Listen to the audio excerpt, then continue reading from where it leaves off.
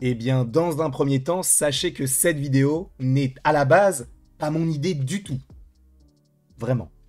C'est l'idée d'une personne ô combien exceptionnelle que je vous invite à suivre, Taka. Ce... Comment pourrais-je le définir? Créateur de contenu, cosplayer, humain exceptionnel, bref, il a toutes, comme le dirait Henri Sévet, les cordes à son flèche. Et je l'embrasse, bien sûr. Je sais qu'il regardera cette vidéo. Et c'est lui qui, ce matin, m'a envoyé des vocaux en me posant la question de mais Avengers Doomsday, et d'ailleurs petite image, voilà, de Doom, concept, dessiné. J'essaierai de retrouver la personne qui l'a fait parce que à chaque fois je trouve les images mais il n'y a aucun crédit. Donc bon, j'en suis confus. J'essaye à chaque fois de regarder, je le précise évidemment. Mais Avengers Doomsday, est-ce que ce film va durer moins de 3 heures? Et il est vrai que il m'avait dit, c'est vrai qu'en l'espace de, si jamais c'est basé sur Infinity War, en l'espace de 2 heures et demie, comment tu peux tout rentrer?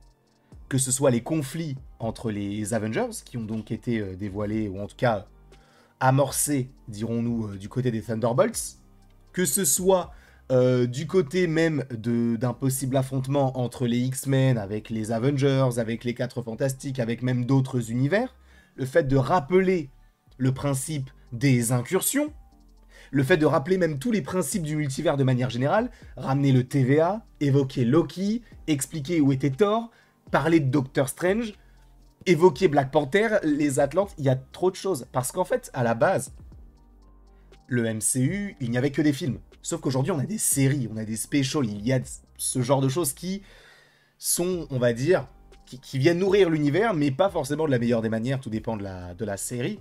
Mais c'est vrai qu'il y a énormément de questions qui se posent, et est-ce qu'un film de 2 heures, ou 2 heures et demie, est, on va dire, suffisant? La réponse est non.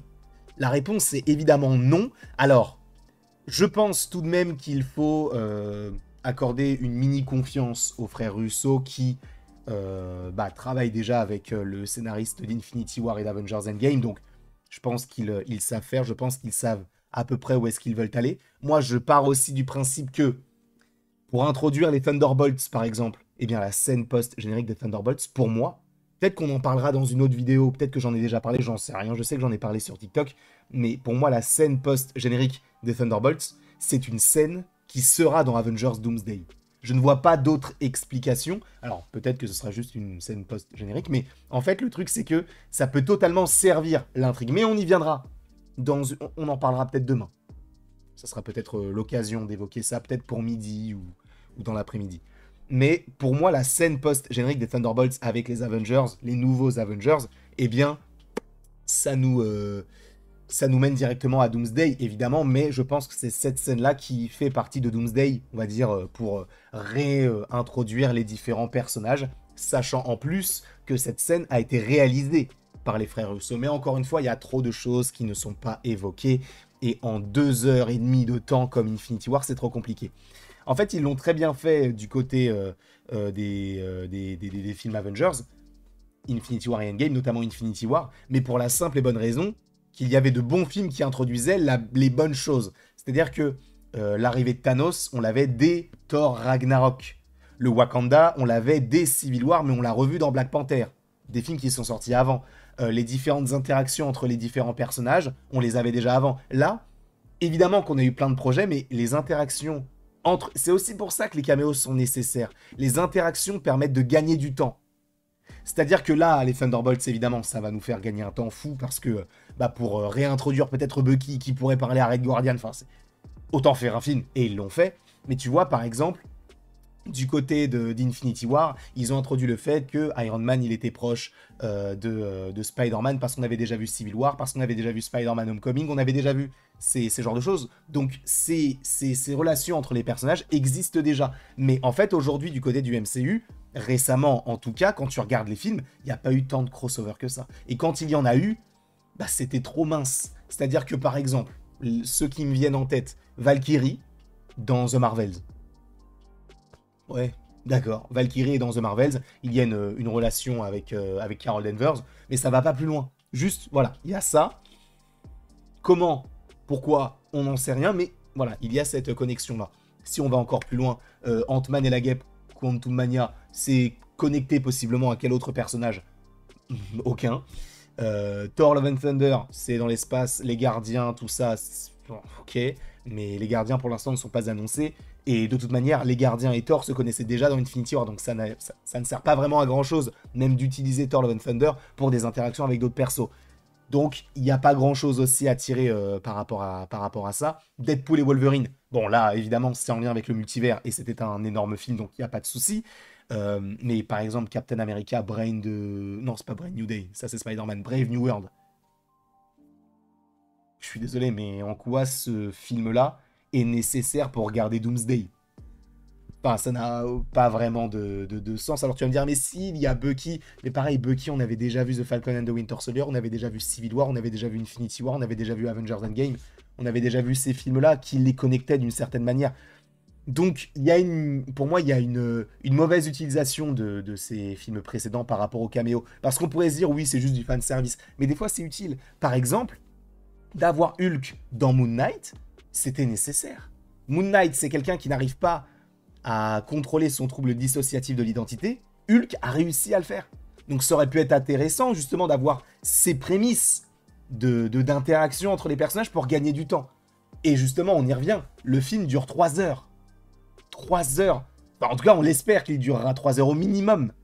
Parce que s'il dure 2h30, en fait, tu vas me dire, non, en vrai, entre 2h30 et 3 heures, c'est quoi la différence? 30 minutes.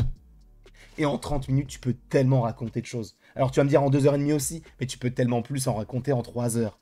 Je ne dis pas de faire un film de 3 heures pour faire un film de 3 heures. Il faut que le film soit bien écrit, et peut-être qu'il le sera, il n'y a pas de souci. Peut-être que tous les éléments qui sont nécessaires pour le bon fonctionnement d'Avengers Doomsday seront bien intégrés, et qu'on n'aura pas besoin d'un film de 3 heures, on aura peut-être besoin d'un film de 2h30, mais c'est vrai que, en tout cas, de notre point de vue, à notre échelle, on se dit, mais comment est-ce qu'ils vont tout faire rentrer? On n'évoque même pas Monica Rambeau qui est dans un autre univers, les 4 Fantastiques, l'introduction, le retour des X-Men, les Avengers encore une fois qui s'affrontent, l'arrivée de Doom, est-ce que tu vas faire une introduction, est-ce que tu vas faire une origin story au personnage? T'as trop d'éléments en fait. Sachant qu'ils l'ont très bien fait avec Thanos, mais Thanos il est introduit depuis Avengers 1 dans la scène post-générique, tu sais qu'il arrive. Là il arrive un petit peu comme un cheveu sur la soupe, Doom. Alors est-ce qu'il arrivera dans un autre film avant?